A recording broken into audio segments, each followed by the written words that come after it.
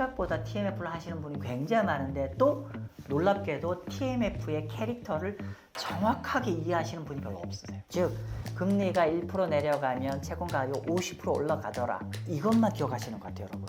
근데 이것만 기억하는 거는 딱 이 TMF의 캐릭터의 딱 절반만 딱 이해하시는 겁니다. 네, 안녕하세요, 마경원입니다. 이번 시간에는 우리가 이제 TMF 많이 하시지 않습니까? 한국에서 한 1조 이상 투자를 하고 있는데 생각보다 TMF가 파생 상품이고 레버리지 상품인데 이거를 어떤 다이나믹스 구조를 좀 정확하게 잘 모르시는 분도 꽤 많으신 것 같고, 그래서 이번 시간에는 TMF나 이런 레버리지, 그러니까 사실은 이거는 TMF에만 해당되는 게 아니라 주식에 2배짜리, 3배짜리 ETF도 다 해당되는 얘기인데 그런 것들에 대한 속성을 정확하게 한번 우리가 알아보고, 그럼 그 속성을 기반해서 우리가 투자 전략을 어떻게 수립해야 되는지 제가 간단하게 좀 설명을 좀 드리도록 하겠습니다. 자, 먼저 제가 이제 그 TMF 이제 레버리지 상품 중에서 뭐 저희는 채권을 주로 다루니까 TMF를 가지고 한번 설명을 해보도록 하겠습니다. 자, 요거는 미국의 장기 국채 금리입니다. 지금 장기 국채 금리가 현재 4.4인데요. 이게 30년짜리입니다. 이게 4.4인데 요 시점과 금리가 같았을 때가 언제냐면은 요렇게 8월 23년 8월 달 정도가 4.4죠. 그래서 이론적으로 우리가 20년 30점짜리 채권 ETF 같은 경우 TLT 있죠. TLT나 TMF가 둘 다 이제 동일한 금리를 기초로 하기 때문에 이렇게 금리가 제자리에 돌아오면 이론적으로 가격은 어떻게 해요? 제자리여야 되잖아요. 그죠? 그래서 이렇게 TMF도 장기 채권 ETF를 기반으로 하고 TLT도 장기 채권 ETF를 기반하는데 해당하는 금리가 시작과 끝이 동일한 금리 레벨일 때 두 ETF, 하나는 일반 채권 ETF고 하나는 파생상품 ETF인데 성과가 그 동기간 동안에 어떻게 갔는지 한번 보도록 하겠습니다. 여기 보시면은 먼저 여기 그 좀 노란색이라 해야 되나요? 노란색이 요 기간이 언제냐면 23년 8월 21일부터 24년 12월 10일입니다. 제가 이렇게 기간을 잡은 거는 앞에 보시는 바처럼 여기, 그죠? 4.4일 때부터 이때가 8월 20일 4.4고 현재 4.4죠.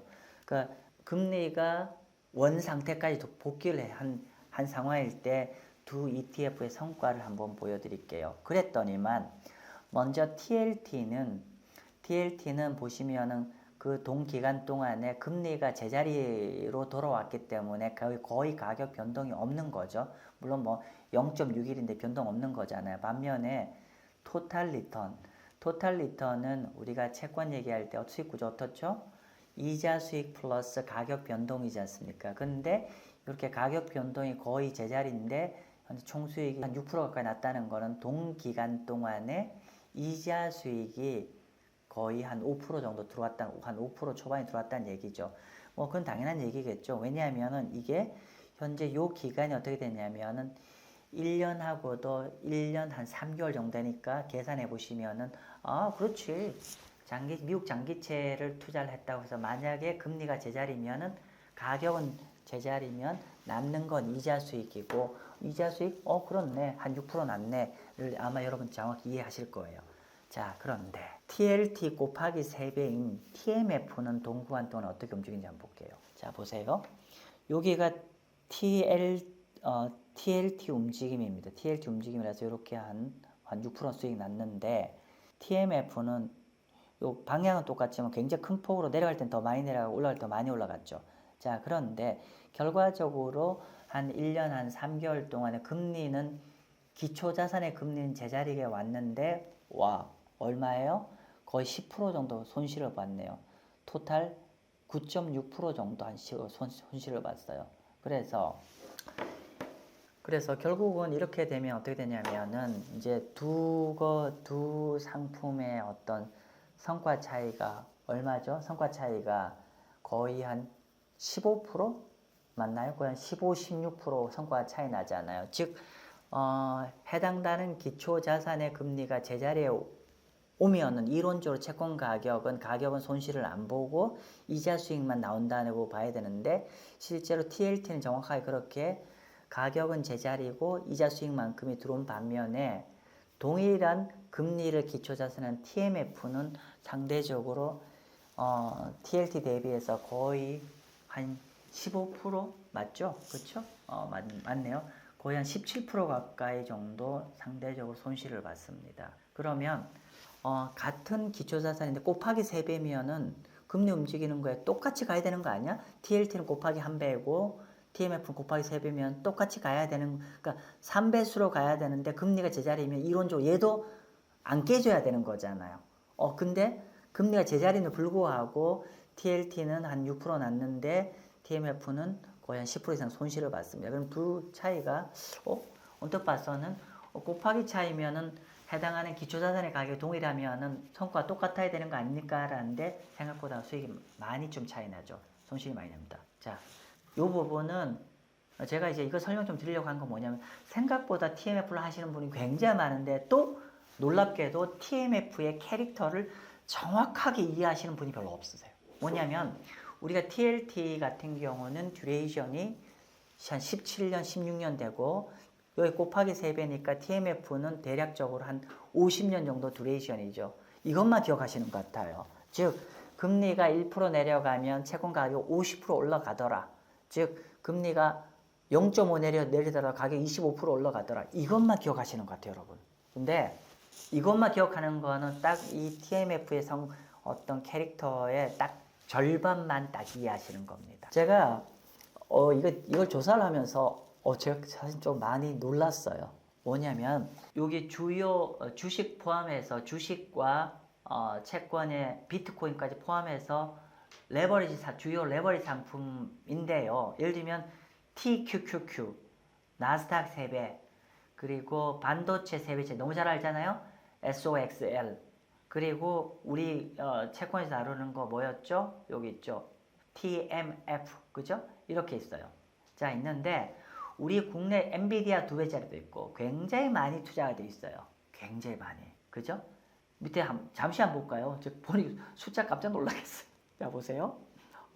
먼저 나스닥 3배 TQQQ가 240억 달러 투자돼 있네요. 이게 총 펀드 규모입니다. 펀드 규모고 반도체가 100억 달러고 아무튼 60억 달러인데 중요한 거는 이게 펀드 사이즈인데요.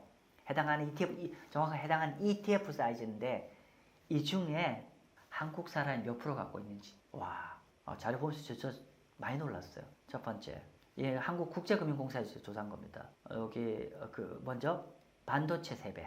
얘는 전 세계 투자자의 22%가 한국인입니다. 테슬라 2배는 무려 한거 40%가 한국인 투자자입니다. 비트코인 2배는요 무려 40%입니다. 좀 너무 센 것 같아요, 우리나라가. 이게 반대로 가면은 거의 치명타를 받습니다. 아무튼 우리가 관심 갖고 있는 TMF 채권, 우리 채권 하니까, 그죠? 채권 보니까 이것도 20% 갖고 있네요. 와, 그러면 어떻게 됩니까? 5명 중에 글로벌 투자 5명 중에 1명은 한국인이에요. TMF 갖고 있는 사람들이. 그죠? 이렇게 한국의 어떤 레버리지 ETF를 투자하는 비중이 전 세계 투자자 중에서도 압도적으로 높다는 걸 다시 한번 느낄 겁니다. 여러분 그거 아세요?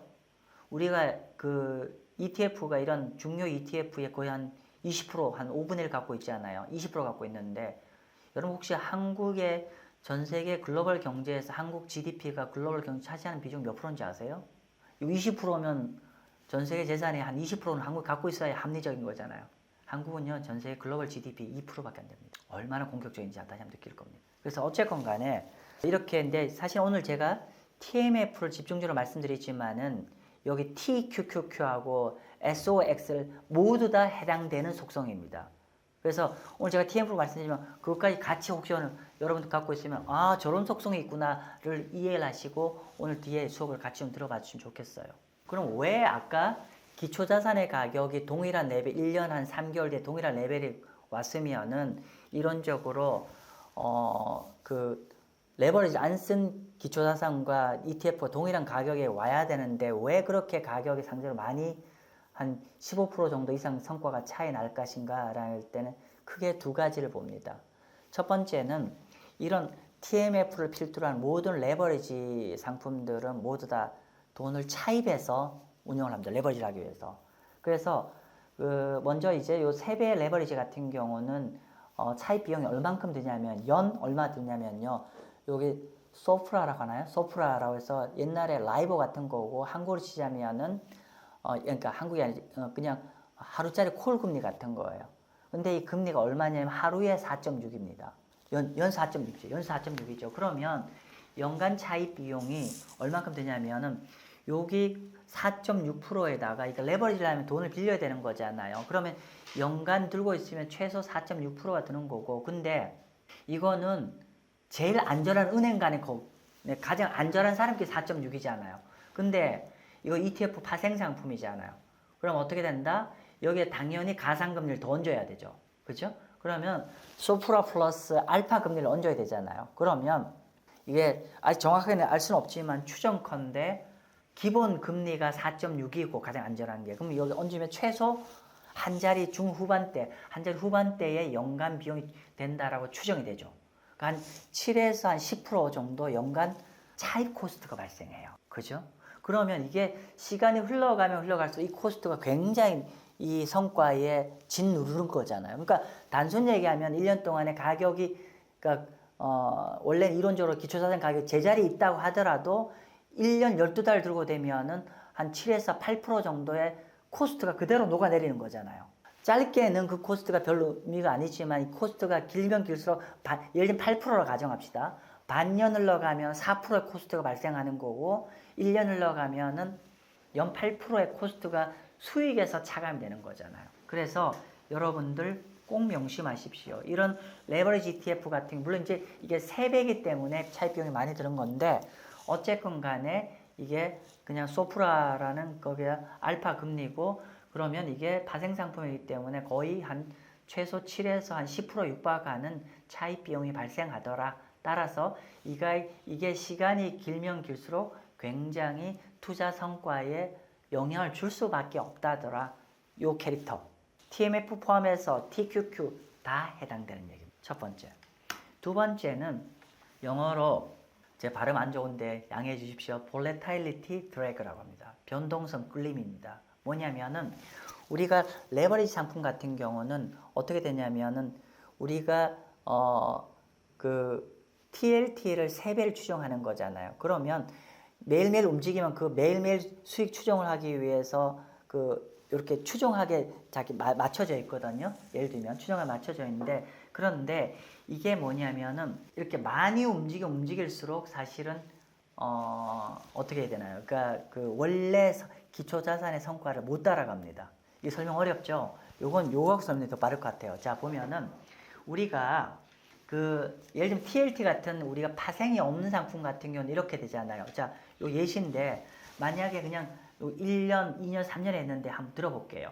예를 들면은 첫 해는 한 25% 성과가 났고 근데 그 다음에 40% 깨졌어요.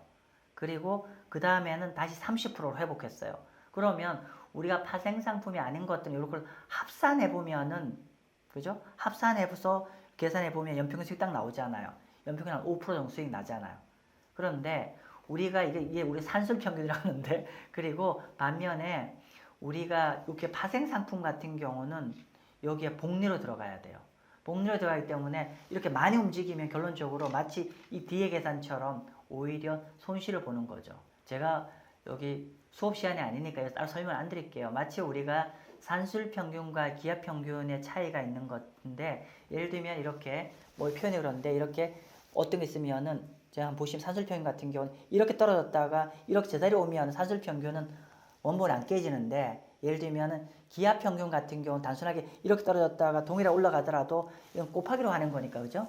기본적으로 그렇게 수익이 안 나오죠. 그래서 아무튼 그런 차이라는 거고 그래서 결론적으로 만약에 결론부터 얘기하면은 어떤 기초자산의 변동성이 파생을 안 쓴 것 같은 경우는 아무리 움직이더라도 제자리 돌아오면 안 깨지는데 반면에 파생 상품 같은 경우는 여기 변동성을 계속 매일 일별수를 조정해야 되기 때문에 이게 많이 흔들리면 흔들릴수록 사실은 원래 기초자산 수익을 못 따라가는 구조이고 또 이걸 달리 얘기하면은 만약에 단기간에 쭉 오르는 거면은 이게 오히려 이게 기업 평균이니까 수익이 더 많이 납니다. 그다음에 그런 거고. 그래서 결론은 제가 좀 복잡한 얘기를 하려고 한 게 아니라 결론은 아까 우리가 지금 TMF나 이런 파생 상품들은 우리가 파생 상품이 아닌 자산 대비해서 상대적으로 장기 투자했을 때의 성과를 갉아먹는 거는 크게 두 가지더라. 하나는 첫 번째는 차입 비용 굉장히 높더라. 차입 비용이 한 연 10% 정도의 비용이 발생하니까 이게 길면 갈수록 그 차입 비용이 굉장히 많이 들더라. 마치 이 말인 즉슨 뭐냐면 TLT 대비해서 TMF는 그냥 코스트가 연 한 8에서 한 10% 든다라고 보시면 되는 거고요. 그런 측면이 있고, 두 번째는 변동성 드래그라는 거라서 기본적으로 이렇게 많이 움직일수록 그 원래 성과를 못 따라가는 게 파생 상품의 속성이고, 그거는 아까 산술 평균과 기압 평균의 차이를 한번 따로 공부해 보십시오. 그런 차이로 이해하시면 될 것 같습니다. 그래서 결론적으로 이런 TMF 같은 다양한 파생 상품들은 장기 투자를 하게 되면은 설령 우리가 기초자산이 좀 올랐다고 하더라도 생각한 만큼 가격이 많이 안 올라갑니다. 아까 그럼 제반 코스트가 많이 발생하기 때문에, 그래서 레버리지 ETF 같은 경우는 장기 투자는 저는 반대고요. 그러면 이것의 장점은 뭐냐면 아까 말씀드린 대로 확실히 좀 떨어질 것 같아요. 그럼 단기간에는 곱하기 3배잖아요. 그리고 아까 승수 효과까지 발생하는 거라서 단기 투자할 때는 굉장히 적합합니다. 그러니까 자신 있는 사람들. 그래서 우리가 레버리지 ETF, TLT 같은 경우, 그러니까 그 TMF 같은 레버리지 ETF는 절대로 바이 앤 홀드 자산 아닙니다. 이거 1년 들고 있고 1년 반 들고 이렇게 하시면 절대로 안 되십니다. 이건 철저히 트레이딩 어떻게 해요? 일정 가격 레인지 오면 딱 팔고 일정 가격 이러면 딱 사고, 예를 들면 이런 관점으로 트레이딩 자산으로 입각해서 활용하시길 바랍니다. 제가 오늘 중간에 조금 어려운 얘기 있었지만 뭐 그게 중요한 게 아니죠. 우리가 중요한 건 이 결론입니다. 결론인데 아무튼 여러분 TMF를 투자하실 때 굉장히 예리한 칼이니까 잘 속성 아시고 활용하시면 아주 큰 수익도 얻을 수 있는 좋은 ETF일 수 있습니다. 네, 감사합니다.